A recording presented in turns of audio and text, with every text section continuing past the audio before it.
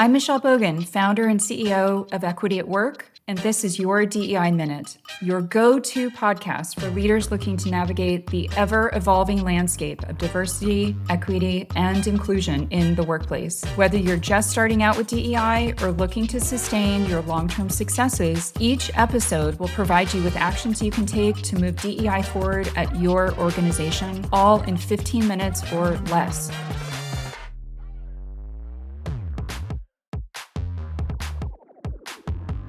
All right, so today we're going to cover the 5 key things to do to best set up DEI for success in your organization. So maybe you're starting totally fresh on your DEI journey. You're at the very early stages of even thinking about what diversity and equity and inclusion principles and strategies mean for your organization. Or maybe you've done a hodgepodge of different DEI-related activities, kind of here and there scattered over the last year or two or even longer, and you're looking to bring something together a little more holistically, or maybe you've even had a misstep and you've decided you need to kind of take a step back and start with a fresh approach to moving DEI forward.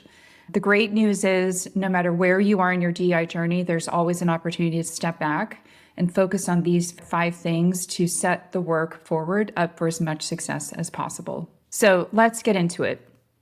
Number 1, take an honest look at where you are today. Now, this may sound like an obvious thing to do, but a lot of people jump straight to action and forget to take that step back and really look at what you got in place today. And what I'm talking about is looking at it from a bunch of different dimensions. First of all, what is driving you to do this work? What is sort of the desired end state or desired outcome that you want to have as part of it? And is there something that you're trying to fix from today? Do you have employees demanding this? Are you struggling to recruit, sort of have effective outreach and recruiting efforts and attract new potential employees who are much more focused on DEI being kind of a core part of an organization that they join? Have you had a misstep and you've got some course correcting to do and maybe some education that needs to be done as part of that? Or maybe you really are needing some new policies and processes and benefits to really make sure that DEI is fully in place and everyone feels included, has a sense of belonging, and can be fully engaged. Understanding what the driver of this is, what the purpose of it is, what the objective and end goals are will help you frame the work appropriately and set the right priorities, but also determine the speed at which you need to move forward in your DEI work. The other thing to do is think about your mission, your vision, your values, the employee value proposition, the commitments you've made to your stakeholders, and identify how does DEI align with that? Can DEI be something that enhances those things, that helps us meet those objectives, fulfill those promises? Is it aligned with our values? What part of our values really tie most directly into the principles of diversity, equity, and inclusion? How can we really articulate that? That needs to be part of your framing as well. Another really important and maybe the most important part of this first step in understanding where you are today is looking at your data. And the data can be a combination of things. And ideally, it is a combination of things because you'll get different insights from each component. Number 1, most organizations are doing some kind of engagement survey or pulse check survey, looking at that data, and in particular, questions in the surveys that are good indicators or relative to DEI are really important. So things that identify a sense of belonging, a sense of feeling valued, employees being able to show up and as their full selves at work and feel like they're valued for that and valued for their contributions, that people feel like they want to stay at the organization a long time. Those are all kinds of things, or feedback related to that, are all things that will help inform the DEI work that you need to do. Additionally, if you use an NPS or Net Promoter Score, that's a great way to get a gauge on, do we need work in this space to help that score improve over time? And then absolutely your human resource data. So looking at it from a diversity lens of what kind of representation do we have across the organization, and then going deep with analysis by function, by level, by location, by line of reporting, and also slicing that by different dimensions of diversity like gender, age, sexual orientation, race and ethnicity, country of origin, spoken language at home, all of those different elements, as well as some of the more psychographic components and sort of preferences that different employees have, and looking at career paths for people as well, understanding, are there spots where people typically get stuck, and is that different based on a different demographic? Or do we have people leave earlier than we'd really like them to leave? Or maybe they leave and return, but then they don't stay very long. All of those data points help tell a story about where diversity and equity and inclusion can really help you and help your organization. So that's really what encapsulates part one of taking that honest assessment of where you are today. The second piece is establishing really clear goals about what you're looking to accomplish. So using what you've gathered in step one and getting a very clear vision of, what's the impact you're looking to have through this work, what kinds of behaviors or outcomes do you want to see that are different that you think this work will help you achieve, and then what's realistic in terms of the time frame to go after that. So setting those goals, they need to be very specific, they need to be tangible and measurable, they need to be time bound, and they need to then align to specific groups and people in the organization. Another key element of this is accountability. So again, related to number two on setting really realistic goals, you have to have people accountable for those specific goals, for delivering them, and the time that it's going to take to get that done, and the steps along the way to ensure that that work is fully completed. So establishing accountability, not just for sort of the most senior leaders who absolutely do need to be accountable, but also how does that trickle down to different levels in the organization? How can that be built into performance reviews or check-ins or one-on-ones? Is there a point where, and really this does absolutely need to happen at some point, but how soon can we start to incorporate that in performance review ratings or ratings for bonuses? And how does that get spread across different groups? Thinking that through is a really, really important component of getting these goals to actually be meaningful and come to fruition. And the final piece of setting goals and making sure that these are achievable, and this to me is really the fun part, is building the roadmap. So take the information from step one on the assessment of where you are today. That's your starting point, and building a story through that roadmap that you're going to share with the organization and maybe even outwardly through your ESG reporting and with other external stakeholders on the journey that you foresee the organization going through to really hit the goals that you're looking for. So again, you're grounding in step one, which is the assessment of where you are today.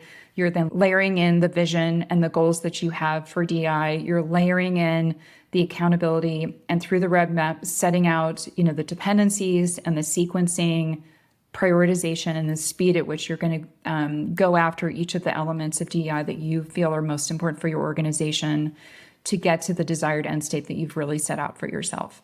So that's number two. So on to number three. And to me, this is, not just where the rubber meets the road, but is also where a lot of organizations really struggle. And this is to fully resource the work. And the reason organizations struggle is because a lot of times DEI ends up being a passion project that we expect, people to volunteer their time for. So it's time that's not paid. It's time that's on top of other job responsibilities. And it's oftentimes kind of a cross-functional task force. It may even be with people that you don't work with on a regular basis or never have worked with before. So it can take time for that group to come together and establish its own norms and ways of working together in an effective way, which can slow the work down.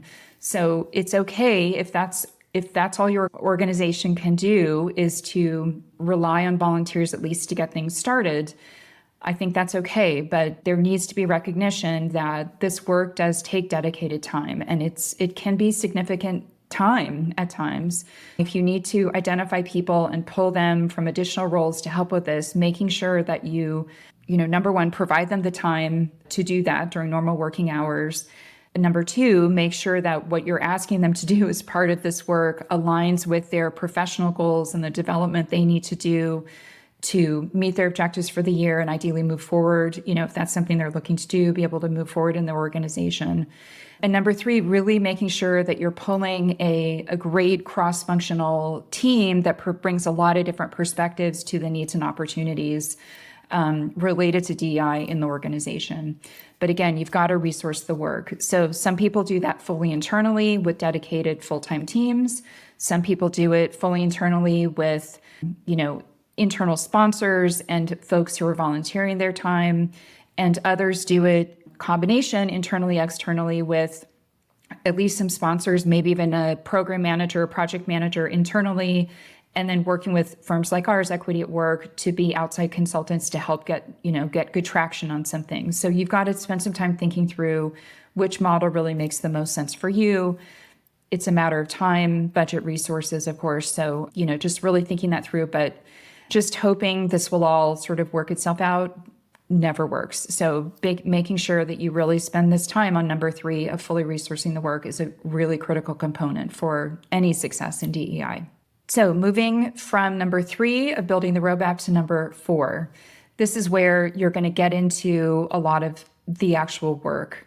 And I think a lot of people jump into activities, events, which are all really great and important, or go right to policy change and updating benefits. Again, super important, really, really good work to do.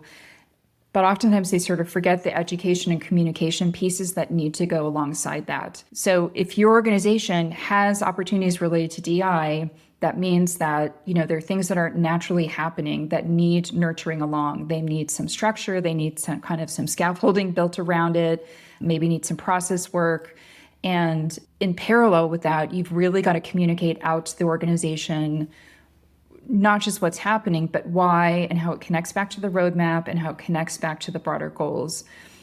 A very key part of that communication is identifying and soliciting feedback on where people feel like they need more information. They either need to know more about a skill or a behavior or best practices or updated standards, or maybe they need some external research on, what potential employee, candidates are looking for nowadays, or what other organizations in their industry are really honing in on. But really making sure that education component is part of this is really vital. This will also enable you to have everyone speaking a common language related to DEI. And there's certainly a lot of terms that get thrown around interchangeably, which aren't quite correct.